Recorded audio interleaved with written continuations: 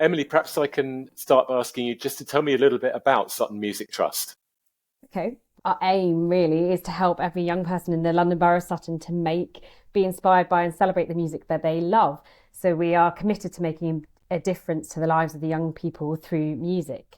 We deliver a wide range of services, anything from our whole class ensemble tuition to peripatetic lessons. We have music academies and we have our ensembles, so borough choirs and orchestras, and our artistic youth choir as well. Great. And just tell me a little bit about your role. My role, I am the senior vocal curriculum leader for Sutton Music Trust, so I'm responsible for anything related to singing. I coordinate all of the large scale vocal projects in Sutton. I obviously line manage all of the vocal tutors, recruitment, all of that kind of thing. Get people into schools, delivering one-to-one peripatetic lessons and in-school choirs. And then I'm responsible for the borough choirs. I set all of those up, which Nat now conducts, and overseeing all of that work, developing partnerships, and just trying to provide as many opportunities as possible for young people to engage in high quality singing provision in Sutton. Great, thank you. Nat, tell me a bit about your singing leadership work. So I run a number of singing groups as a musical director, choir leader, whatever the title is. It tends to change depending on the type of group. But I'm a freelance choral conductor, and I've got several adult choirs of different types, community level or auditioned level. And as Emily's mentioned, I conduct the borough choirs for Sutton Music Trust. So we have Sutton Songbirds for 5 to 8 year olds. We have Sutton Young Singers for 8 to 13-year-olds, and we have Sutton Youth Choir for 13 and up, the Autistic Youth Choir. I also conduct some school choirs at local schools, and I'm a freelance singing teacher as well. So I work for Sutton Music Trust and I work for myself as well. So lots of very varied singing projects, but all singing related. Great, thank you. So tell me about the Autistic Youth Choir. How did it come about? Shall I take this one, Emily? I was trying to remember actually the year. Yeah, I was trying to remember which year it was that Gareth kind of said, "Oh, it'd be great for us to have an autistic youth choir." Your memory's probably better than mine, Nat. Yeah, I feel like you might have been on maternity leave at the time, or maybe you'd just come back. I can't remember, but basically it came about because a couple of things that happened, and I think it just sort of flicked a switch really as an idea. But one thing was that I used to be in the leadership team for Sutton Music Trust, and one of my projects was to be an autism champion. And I had a conversation with the autism team at Cognos, which is the company that owned Sutton Music Trust at the time. And I was working more and more in schools, and I was coming across more and more children with special educational needs. And I noticed that music is an incredible leveler for children, where I think they really struggle in some educational systems, or they're not set up to support them. But at choir, a lot of the time they seem to just settle in, and children are children. Sutton Music Trust generally, we were really keen to make sure that our singing strategy was diverse and inclusive, and that we were providing opportunities for all children and young people to access this high quality vocal provision, regardless of any of the barriers that they face. So I think it was kind of developing that inclusion strategy alongside wanting to go on this journey and get more of the education side in, that the idea of the Autistic Youth Choir came about to offer that opportunity for autistic singers aged 8 to 13 years to come and sing with us. It's interesting because autism manifests itself in different ways and to varying degrees with the different individuals, particularly around the sensory experience aspects of it. So how do you find a common ground with that age range and different ways that the autism influences who they are and how they go about activity? Nat worked really closely with the autism team, didn't you, at Cognos, and they really helped support you to find a way to support the children best and to offer the best kind of experience for them. Yeah, I mean, when you talk about sensory, I'm kind of thinking there's kind of two lines of thought that I'm being taken down. So I'll kind of go through each of them if that's all right. But I think One thing is sensory toys is part of the adjustments that have been made in the sessions. So you could see the sensory aspect as something they do to take a break when they feel overloaded, or there are planned breaks where they can go and do sensory activities. So we have some fidget toys, we have some things that they can walk on, some sensory things, some things that they can touch and feel. But something that I did notice as the sessions went on is that some of the children were getting quite a lot of sensory feedback from singing, also from playing the piano, which becomes a bit of a thing that a lot of them like to do in the break. For example, there's one girl and you can tell that she's really getting feedback from the piano because she loves sort of like putting her hands down in different ways and it making sort of clusters of chords, and you can tell she's really getting something out of it. And then there are other children that like to walk across the sensory objects that we have in the room. So it is very diverse, and it's definitely, for me, it was like each individual child learning what was working for them, how you can depressurize a situation, or the things that they need to get the best out of the situation. And that could be the sensory breaks, or it could be the sensory of the singing and making music itself. And what kind of stuff do you sing? Well, you sing a mix of things, really. I mean, if I talk about what they've been doing this term, we do use a lot of sing up resources. They're very, very useful.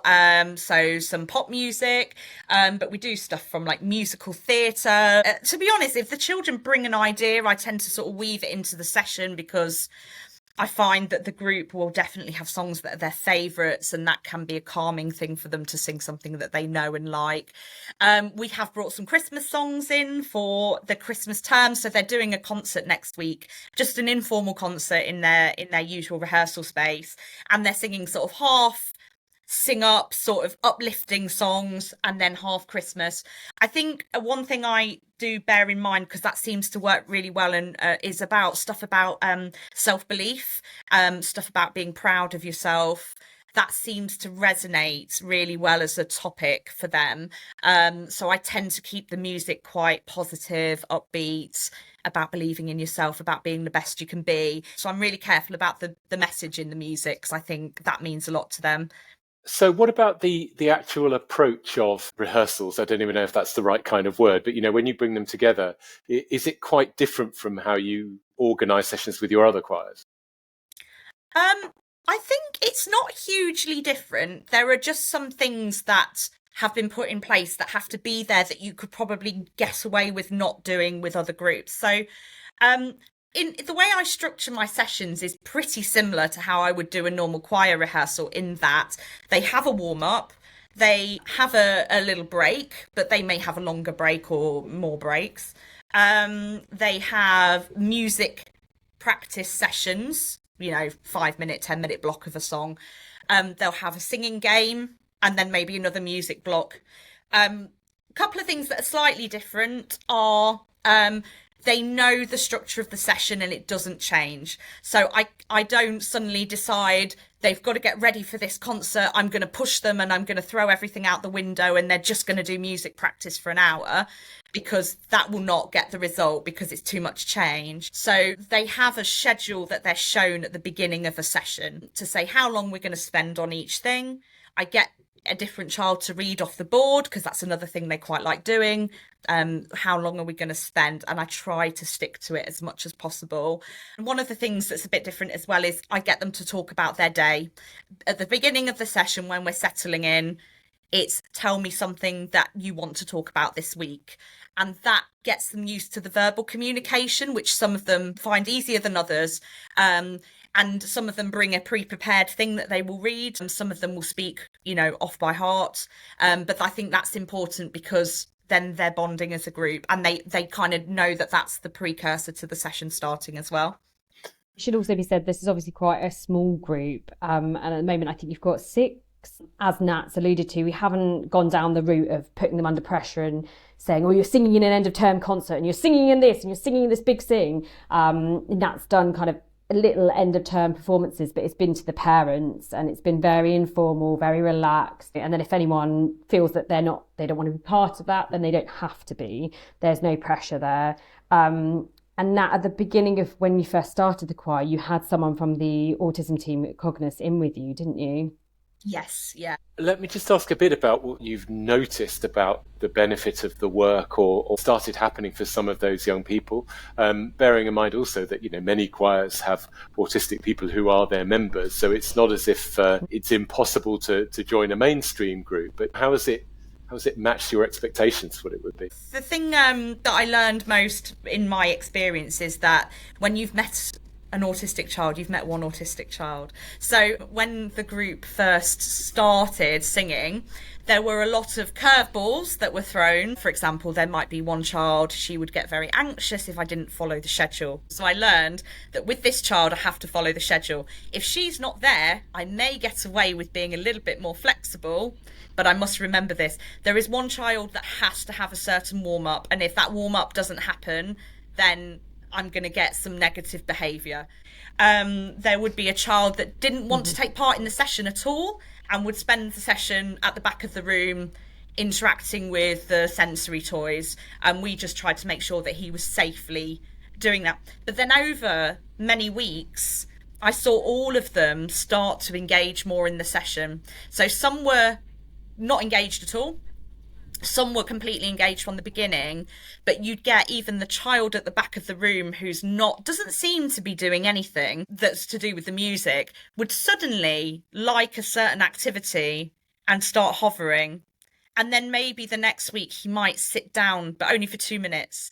And it was just that sort of progression over time. And for me, it's like, there's no pressure at all. If you don't want to be part of the session, you don't have to. I'm not going to I might encourage them and say, do you want to come and sit down? But I'll never say that they have to, because they might be uncomfortable. And I find that they actually start to become curious over time. And now what we have is a very settled group, because I know them, they know me. They know exactly what's going to happen. They know they're in a safe place. So I think it's that patience, really, that they learn to trust you and they learn to feel safe in that space, and they know the drill, and you're not going to let them down by betraying what they know, if that makes sense. Yeah. Well, and I mean, you've mentioned all of, I suppose, the key ingredients that you're after. Haven't you? There's happiness, there's trust, there's safety, there's engagement, but they're not being pressured to do anything in particular.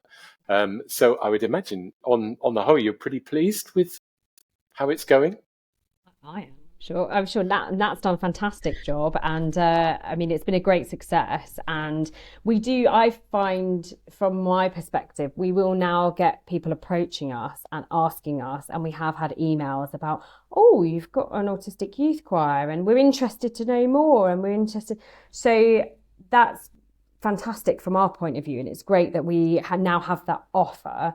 I suppose now we're like, how do we grow that? Because, as we've alluded to, it's a very small group at the moment. They're very comfortable with Nat, they're very confident, they feel safe in that environment. And there is the concern of, if you open it out to too many children, do you lose that environment, and does that throw the balance and throw the group off? So we've got to be really careful about kind of our next steps with the group. But it has been a fantastic success, and so well done, Nat. Just something that I have noticed as well with the young people sometimes, but because they're a small group, it's low level and it's easy to deal with. Because autistic children are so diverse, sometimes the behaviour of one autistic child and what works for one autistic child actually triggers another. So, for example, I have one boy who, he's so enthusiastic, but he's not great verbally, but he will sing to himself while we're doing the chat about your day. And this girl will say, and I would go, Sylvester, we're listening now, and try and encourage him, but he might carry on doing that because that's him stimming probably. And the girl will get irritated because she can't hear. So I think that's the concern, that if you suddenly make that group much, much bigger, you're going to get those little counteractions between the students, where, do you have enough adults to diffuse that? Do you have enough adults to take one of them away to somewhere where they feel safe? So yeah, it's just a consideration. Yeah, certainly. There's quite often, I think, for people a little bit of trepidation about embarking on something like this, because you probably think, gosh, have I got the do I have the skills and the knowledge to be able to do this? So tell me a bit about the partnership that you got in place that was around setting it up in the first place, but what sort of support do you have access to? I think we were probably lucky because we were part of Cognos and part of that kind of wider structure. So we have access to different teams who have specialisms. So we had an autism team that we could contact on that. And I know that Nat had a lot of meetings and, you know, and some training really through them. It was on the job though. We did kind of throw her in the deep end. And we're like, off you go. But that support, that structure was there. So we were lucky that we had access to that.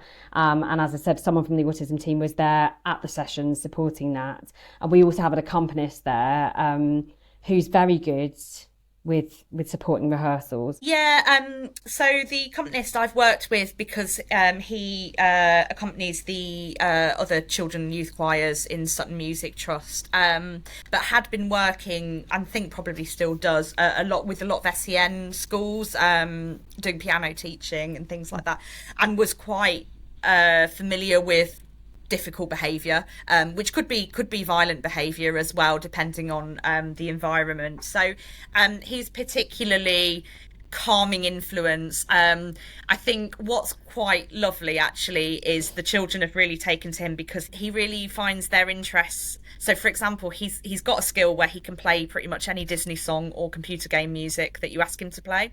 So if they want to hear Sonic, he will play them Sonic, and that really, really captures the imagination of some of the children. Or he'll just do whatever they say. They say, Andy, play it faster, play it in with a harpsichord, play it with strings, and he'll just change the little voices on the keyboard, and it just makes them feel like they're in control of things, and it feels collaborative. We're never sort of telling them how it's going to be, and we're always happy to kind of, if a session's not quite going and they seem a bit disinterested, but we know that there might be something that captures them back, we will kind of work with them. And I think that's what's worked really well with Andy. He's just able to adapt to what they want to do, and he's very patient with them as well and very calming.